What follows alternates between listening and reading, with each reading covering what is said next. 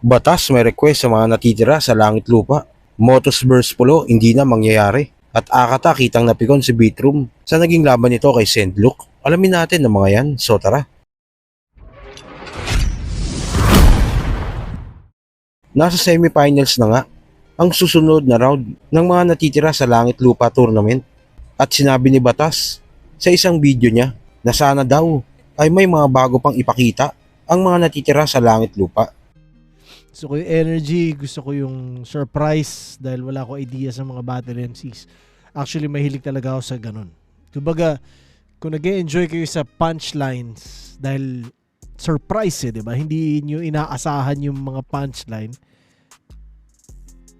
Walang pinagkaiba yun sa kagustuhan kung makanood ng bago o makadiscover ng bagong MC, bagong kantang solid, bagong kung ano man. Diba? Hindi mo alam eh. So, sana marami pang, kumbaga next round, may mga ma-unlock yung mga nakapasok sa langit lupa, no? Sa second round, kumbaga may ma-unlock sila sa sarili nila na may mayayain sila na bago ulit. Sa kabilang balita naman, dahil nga sa beef ni Shernan at M-Site, kaya nabuo ang Motos vs Pulo. At dahil sa mga call-out nga na ginagawa ni Shernan kay M-Site, kaya lalong mas lumakas ang rivalry na ito. Hoy mga uhuging Motos MCs! Lahat kayo galing sa bayag ko. Kung di ko binigyan ng kaalaman si M-Site, ang liga nyo hindi mabubuo. Puro kayo pasaring, pero mga bahag ang buntot. Pero alam nyo kung gaano agago to. Gusto nyo malaman sino magaling? Motos o Pulo? Iharap nyo sa akin, amo nyo. Kumbinsihin nyo ha. Huwag nyo hayaang ipahiya niya kayo. Kaya nang lumabas ang bracketing ng Langit Lupa Tournament, saktong nasa magkabilang bracket ang Motos at Pulo representative. Siguro sinadya din ito ni Enigma para mas maging mainit ang nasabing tournament. Lalo pa itong na-hype nang i-call out ni Jabo si Baltz sa elimination round ng Langit Lupa. Pero pangarap mo to? Di kita pipigilan kung ganun. Gusto mong manatili sa flip top? Ito payo ko, Chong. Manghingi ka ng spot kay Shernan kasi marami siya nun. O nadamay pa si Shernan. Baka sabihin walang utang na loob. Kayo na bahala kung mamasamain nyo. Kasi tong langit lupa binuo para sa Motos at Pulo. Kaya Baltz, galingan mo! Tapos na kagabi ang second round ng Langit Lupa Tournament at natalo nga si Baltz na mula sa Pulo. Tinalo siya ni Steven sa score na 4-1.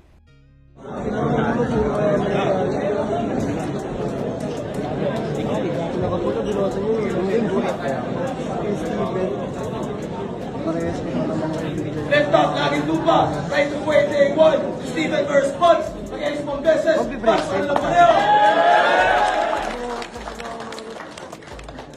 Bottom Urado. 4-1. Advancing sa tournament. Mag-iay tayo lahat para kay Steven. At tinalo din ni C6 si Jabo sa score na 3-2. Bottom right. Jabo versus Sisig. Against Monteses. Baltz ang Lapaneo. Sobrang malalo nung laban na yun na Bottom Urado. 3-2. Mag-iay tayo lahat para kay Sisig. Kaya laglag na pareho ang representative ng Motos at Pulo at ang maghaharap sa semifinals ng Langit Lupa Tournament ay si Steven vs Gidel. Sa kabilang bracket naman, Sisik vs Blitzen. Spatan natin ang resulta ng mga laban sa nangyaring event kagabi na Right of Way. Against Monteses. Baltz ang Lapaneo.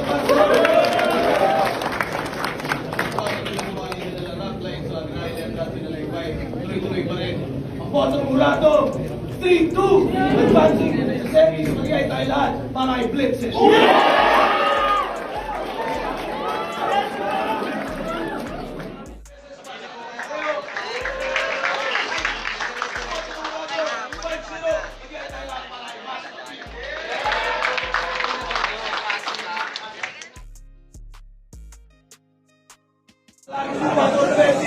Versus Son. Against Monteses. Baltz ang Lapaneo.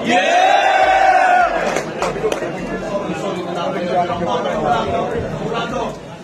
5-0. Mag-iay tayo lahat para kay Peter. Versus Blitzen.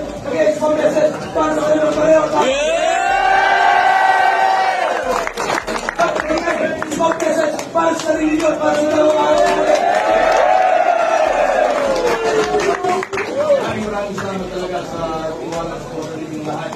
Squad ng Mulato, 5-0. Bigay tayo lahat ng insight.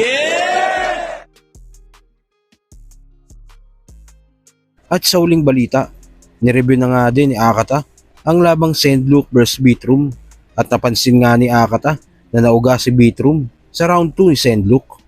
Mo sa akin sino sa atin ang walang kultura sa katawan?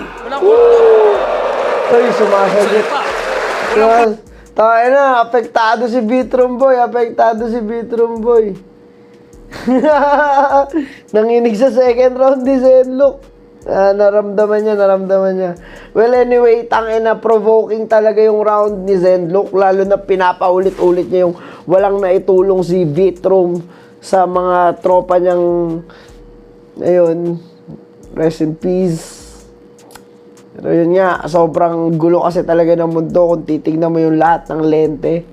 Kaya lagi ko sinasabi sa mga kaibigan ko na nandyan sa mga ganyang sitwasyon, magpalit kayo ng lenteng pinagmamasdan kasi marami, wala naman talagang realidad eh. Kung ano yung iniisip mo sa sarili mo, yun lang at yun lang yun eh. There's no such thing as reality, only perceptions, bro. Kaya, ayun, kung anong iisipin mo, yun ang mangyayari. Kung anong iniisip, ay siyang nililikha. Diba? May dalawang beses na paggawa. Ayan, unang paglikha ay ang nasa utak. At pag na-materialize into physical world, it's the second time na, yun, nagawa mo. So, ikaw, bantayan mo ang loob.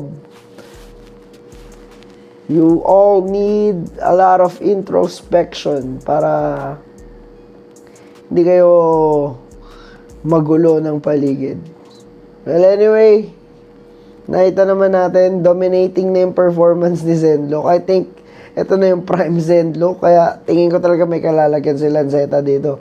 Yari ka dyan, Lance, bukingin na mo, hindi ka pwedeng pagpabaya-pabaya. Alam mo yung katawan niya, no? Hindi ka ubra suntukan dyan, puking inang yan.